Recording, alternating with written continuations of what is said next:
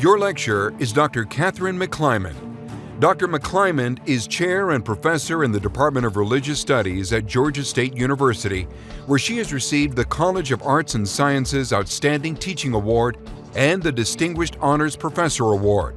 Dr. McClymond earned her BA in History and Literature from Harvard University and her MA and PhD in Religious Studies from the University of California, Santa Barbara. She has written widely on religion and ritual, including 2 books, Beyond Sacred Violence, A Comparative Study of Sacrifice, and the forthcoming Ritual Gone Wrong, What We Learn from Ritual Disruption.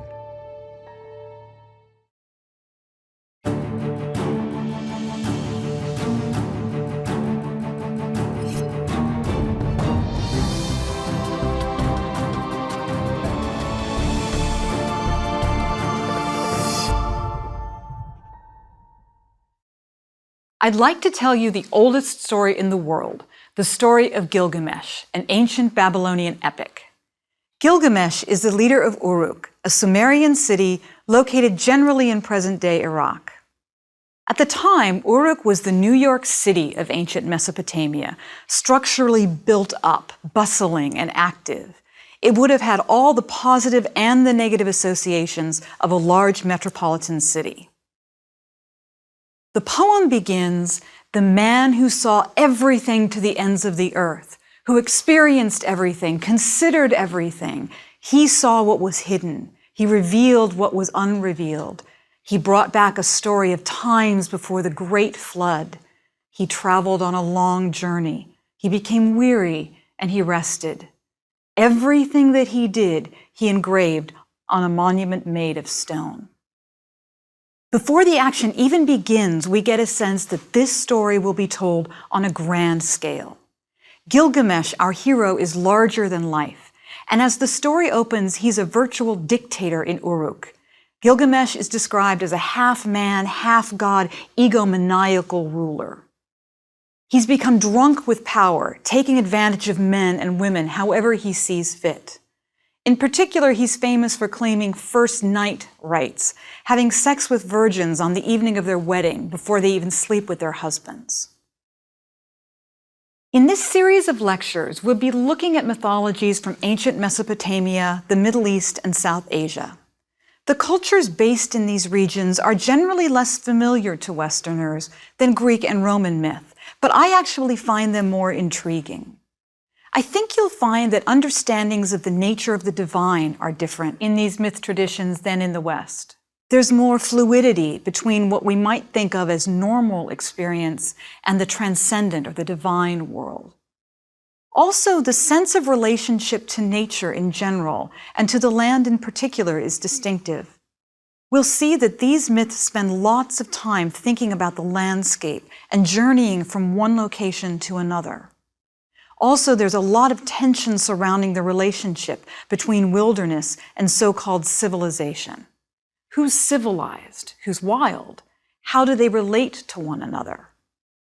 Finally, there's a lot of emphasis on social roles, including roles determined by gender and roles determined by power, like kings and warriors. It's lots of fun, and Gilgamesh gives us a great introduction to this body of Mesopotamian, Middle Eastern, and South Asian mythology. Back to Gilgamesh. Before we go on with the story any further, we should note that this story is not entirely fictional. As with many myths that we will encounter, key elements of this story seem to be grounded in history. The city of Uruk, the opening site for the epic, was a key city in the ancient Near East, on the edge of the Euphrates River in present-day Iraq. At its height, Uruk probably had 50,000 to 80,000 residents living inside its walls, making it the largest city in the world at the time. In addition, the protagonist Gilgamesh is not an entirely fictional character. We know from ancient records that a king named Gilgamesh ruled Uruk in the 27th century BCE. Now, it's probably best to understand the character of Gilgamesh in the epic as a kind of caricature of a powerful king, a stock narrative character, rather than as an actual historical figure. We have no way of knowing what the historical king was really like. Finally, the story refers to multiple gods. reflecting the fact that the ancient Mesopotamians were polytheists. Mesopotamian mythology assumed that the gods interacted with humans on a daily basis, so they appear throughout the stories. The gods have supernatural powers, but they also exhibit some very human personality idiosyncrasies and flaws, leading to clashes with mortal men and women. On a practical level, the different gods were responsible for different natural phenomena, as well as for the vicissitudes of life. So people made specific appeals to their deities with prayers and sacrifices on a regular basis. Mythology captured this understanding of the gods, and it presented stories demonstrating how the gods would and would not cooperate with human beings. It might be a good idea to stop here for a moment and talk about this word mythology. Now, some scholars draw sharp distinctions between myths, legends, religious narratives, folk tales, and other story forms. But there are several problems with making these sharp distinctions. First, scholars simply don't agree on what makes a myth different from a legend or from a religious narrative. For example, some scholars try very hard to separate myth from religion, while others find it impossible to disentangle the two. One of the classic definitions of myth by folklorist William Bascom defines myths as tales believed as true, usually sacred, set in the distant past or other worlds or parts of the world, and with extra-human, inhuman, or heroic characters. This is a pretty broad definition, and it easily overlaps with other common story forms. The other problem with distinguishing myths sharply from other story forms is that, in my experience, the stories themselves don't fall neatly into sharp categories. This is particularly true of narratives outside of Greek, Roman, and European mythology. Non-Western cultures have often created and categorized their story traditions differently from story traditions found in the West. As we move forward in this series, I'm going to ask you to keep a broad understanding of mythology in mind. My approach to myth is less focused on its contents and more tied to a story's significance.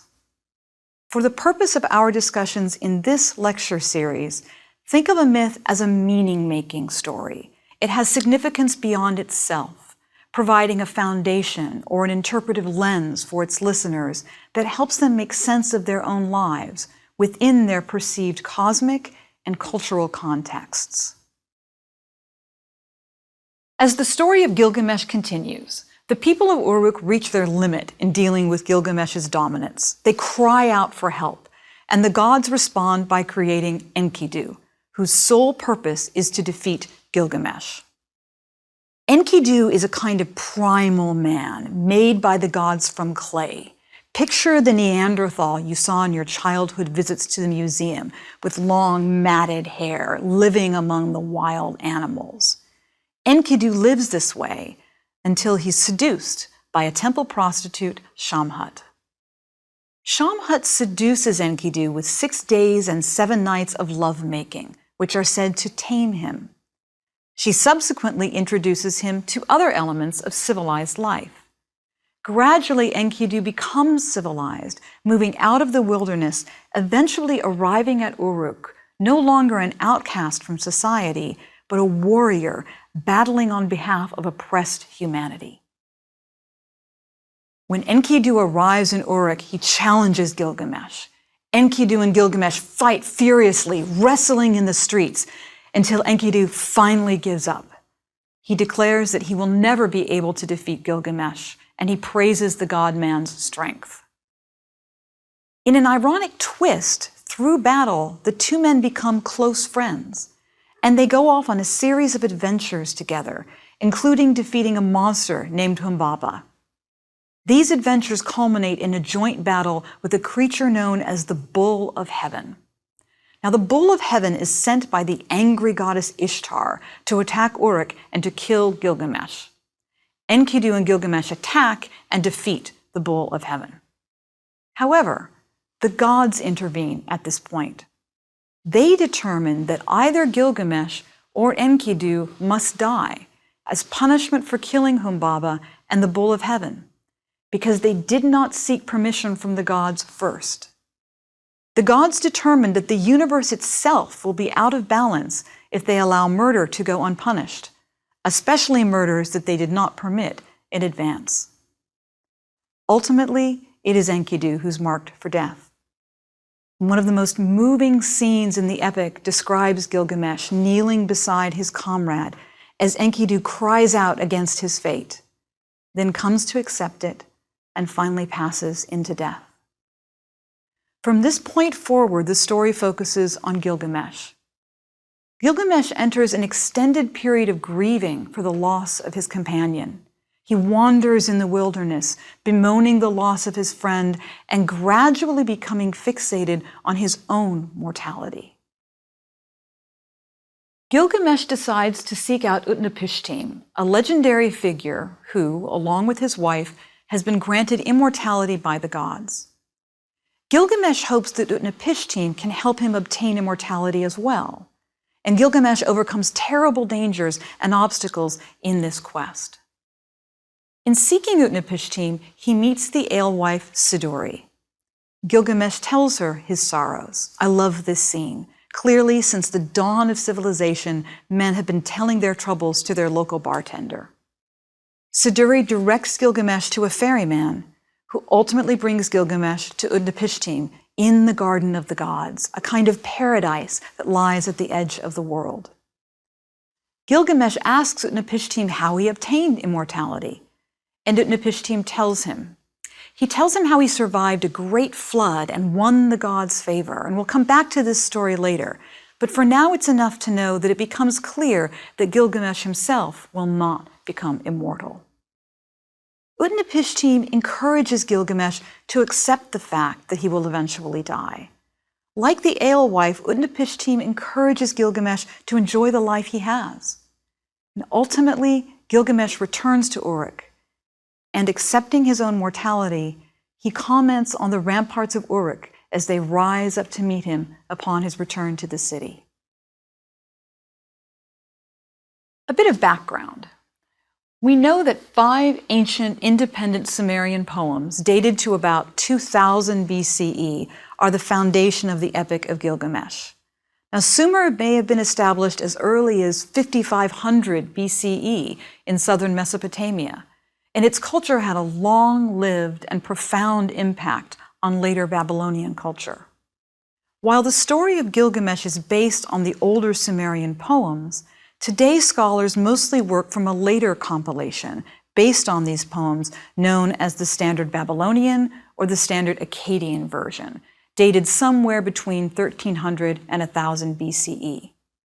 This text was found in the ruins of an ancient library carved into 12 clay tablets and dating to the 13th to 10th centuries BCE. The tablets we have are really just fragments. There are gaps in the story where the clay has crumbled away or worn thin, so scholars have been left to fill in the blanks. Now, I like to think of these gaps as a kind of metaphor for ancient human culture itself. Some elements have endured for millennia, while others are lost to us forever, worn away by sheer time and centuries of human experience. From what we do know, the story of Gilgamesh reflects the world in which it originated. Gilgamesh was written in ancient Mesopotamia, specifically the region centered on the Tigris-Euphrates Valley, present-day Iraq. Now, that region was heavily dependent on the Tigris and Euphrates rivers. These rivers were central to agricultural well-being, and they provided a means of transportation that facilitated trade, economic development, political efforts, and military security. Distinctive geographic features meant that certain sites in Mesopotamia were more vulnerable to attack than others. For example, the southern border of the Babylonian Empire changed considerably over the centuries, largely because its geography made it difficult to secure and defend.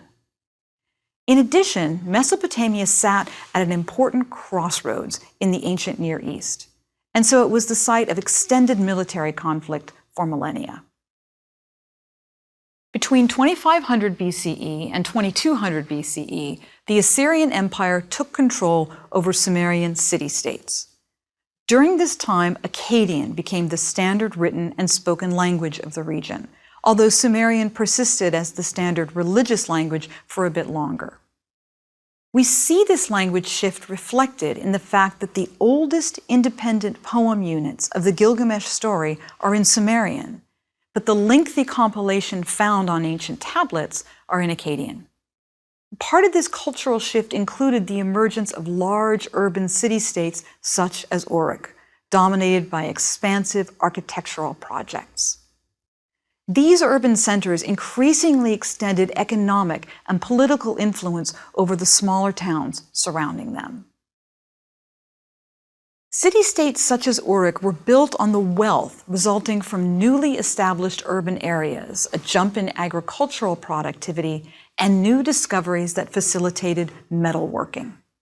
Powerful warrior kings sought to control strategic locations and to conquer larger expanses of territory.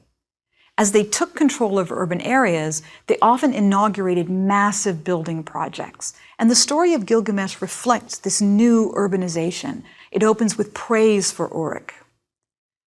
This rapid development, of course, had its downside.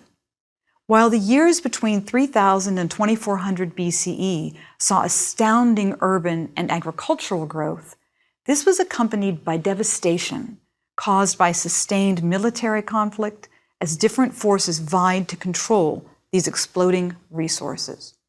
Foreign leaders relentlessly fought to take over strategic locations. In addition, Mesopotamia was still ultimately subject to the whims of the climate because of its dependence on the rivers. It was a time of immense growth and struggle. As a result, life for most Mesopotamians was full of uncertainty. The Epic of Gilgamesh reflects this uncertainty. It opens with praise for Gilgamesh, but also describes him as a wild bull, around whom men of Uruk became anxious. Uruk's ramparts may be built of strong brick, but life in Uruk is dangerous, and no Uruk resident is safe around Gilgamesh. From the beginning, the epic sets up an opposition between civilization and wilderness, an opposition that ancient Mesopotamians must have felt. The wealth and sheer grandeur of Uruk is contrasted with the primitive actions of its violent and greedy ruler. Enkidu also becomes caught up in this opposition. He's created by the gods in the wild, but then he's domesticated by a temple prostitute. Gilgamesh and Enkidu become the ultimate symbols of the clash between civilization and wilderness. And they literally come to blows with one another in a door threshold, and they wrestle in the public square, both of which are in-between spaces, symbolizing the conflict between civilization and wilderness. There they meet, and they fail to defeat one another. It's a standoff between the man born of the wilderness and the ruler of civilization. And when they become fast friends, we're invited to conclude that the two worlds they represent cannot exist without one another. As we've seen, Gilgamesh's story begins in Uruk, but he leaves the city for a time. His journey takes him to the farthest corners of the earth, as far away as the Garden of the Gods at the edges of the world, only to bring him home again. The myth closes with Gilgamesh sitting in a small boat, quietly approaching Uruk's great walls. But this time, Gilgamesh sees the city with new eyes. Uruk's strong foundation and impressive brickwork seem oppressive rather than impressive. City life, it turns out, isn't all it's cracked up to be. Gilgamesh's changed relationship with the city also serves as a metaphor for individual experience. Gilgamesh's story suggests that human experience involves a constant tension between the civilized and untamed aspects of our nature, and this tension yields benefits as well as pain. Gilgamesh matures as a man, experiencing friendship but also loss. He sees Uruk differently at the end of his journey than he did at the beginning. While Uruk's walls are strong, the city no longer offers anything that tempts Gilgamesh. True satisfaction can't be found in the transitory, the sensuous temptations of the city. True satisfaction comes from an experience of friendship and companionship. However, this experience also brings an awareness of loss and one's own limitations and mortality. On an existential level, the story ultimately offers a meditation on life, loss, and death. At the beginning of the story, Gilgamesh is completely self-centered. He wreaks havoc without a second thought for anyone but himself, and he thinks only of momentary pleasure. However, he then meets Enkidu, and in the midst of battle, they become deep friends. And with the death of his friend Enkidu, Gilgamesh becomes unsettled. He's faced with the questions not of a young man, but of a middle-aged man. He begins to meditate on his own mortality. He cries out, "I am going to die. Am I not like Enkidu? Deep sadness penetrates my core. I fear death, and now roam the wilderness." He spends most of the rest of the story trying to evade death. In some ways, Gilgamesh goes through a midlife crisis, fighting a losing battle against mortality, only accepting its coming in the very last lines of the epic. He returns to Uruk, and as he gazes on its sturdy brickwork, he seems to realize that the stones of Uruk will survive long after he has passed away, long after he's been forgotten. Immortality is not for flesh and blood. The epic raises profound questions, suggesting that Babylonian culture itself was highly sophisticated in its thinking about the human experience.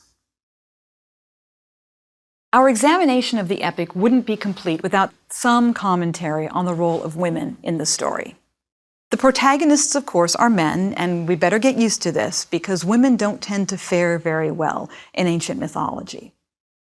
In the Epic of Gilgamesh, however, there are a few juicy female roles. As in many myth traditions, there is a seductive goddess, Ishtar, who basically throws herself at Gilgamesh, begging him to marry her. He brushes her off, noting that all of her previous husbands seem to have come to dismal ends. Deeply insulted, Ishtar goes to her father and throws a tantrum that would make any teenage girl proud. This is why the Bull of Heaven is sent to attack Uruk and to kill Gilgamesh. Ishtar is the quintessential, if fairly predictable, woman scorned, and she was an important deity in Babylonian religion. Another woman character, Shamhat, also plays a stereotypical female role, the seductress.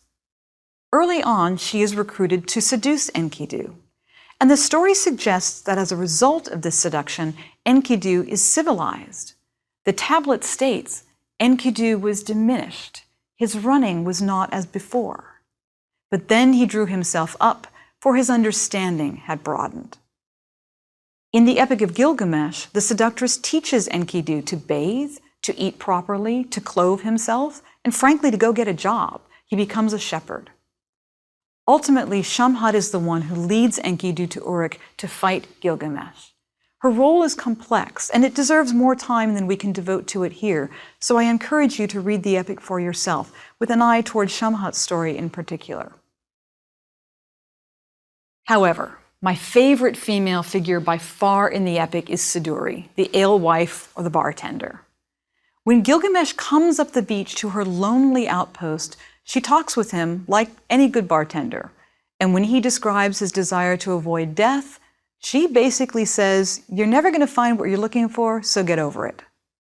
She's widely credited with being the first figure to offer the carpe diem philosophy of life. In her words, "Gilgamesh, fill your belly. Day and night, make merry. Let days be full of joy. Dance and make music day and night. And wear fresh clothes and wash your head and bathe. Look at the child that's holding your hand, and let your wife delight in your embrace. These things alone are the concern of men." And when this fine speech fails to convince Gilgamesh, Siduri directs him to the ferryman, and she sends him on his way. Like all good bartenders, she sets aside her own troubles, offers a listening ear and some wise advice, and a metaphorical shove out the door at the right time. We're left with the big question. Why has the story of Gilgamesh endured for 4,000 years? I think there are several reasons. First, it tells us something of the concerns of the Mesopotamians around 2000 BCE. Fear of abusive rulers, a sense of the quixotic dispositions of the gods, and a sharp contrast between city life and pastoral life. In addition, the Gilgamesh tablets shed light on other cultures. When the tablets containing the story of Gilgamesh were discovered, it became clear that this ancient Near Eastern story resonated with elements in some biblical stories. The alewife's advice sounds very much like the Ecclesiastes teaching, "Go, eat your food with joy, and drink your wine with a happy heart, because God has already approved your works. Let your clothes always be white, and do not spare precious ointment on your head. Enjoy life with your beloved wife during all the days of your fleeting life that God has given you on earth, during all your fleeting days, for that is your reward in life and in your burdensome work on earth." Most famously, the epic includes a flood story that closely resembles the biblical flood story. In Tablet 11, Utnapishtim tells Gilgamesh that his family, a handful of community members, and all the animals of the field survived a great rainstorm only because the god Ea instructed him to build a large boat. The storm lasts 6 days and 7 nights, and eventually Utnapishtim's boat is stranded on a mountaintop. He releases birds to determine if the storm waters have abated. The dove and the swallow both return to the boat, but the raven does not return. And at that point, Utnapishtim and all the other inhabitants leave the boat. Utnapishtim offers sacrifices to the gods, and in turn, they promise never again to allow such destruction of human life. The god Enlil gives Utnapishtim and his wife eternal life. Obviously, this sounds a lot like the biblical flood story. Over the years, the story of the flood in the Epic of Gilgamesh has been used both to bolster the authority of the Bible and to challenge it. Some scholars argue that the Gilgamesh story is an independent source that corroborates the historicity of the biblical flood story. Others argue that the epic proves that the biblical story is clearly not inspired. Instead, Gilgamesh proves that the biblical flood story is based on an ancient Near Eastern myth. Either way, the Gilgamesh epic has fueled debates about the nature of biblical material. At another level, the story of Gilgamesh has withstood the test of time because it offers great insight into the fundamentals of human nature.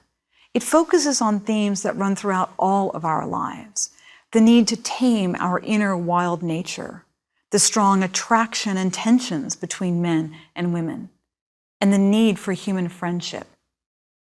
I teach the story of Gilgamesh to my students as the original bromance.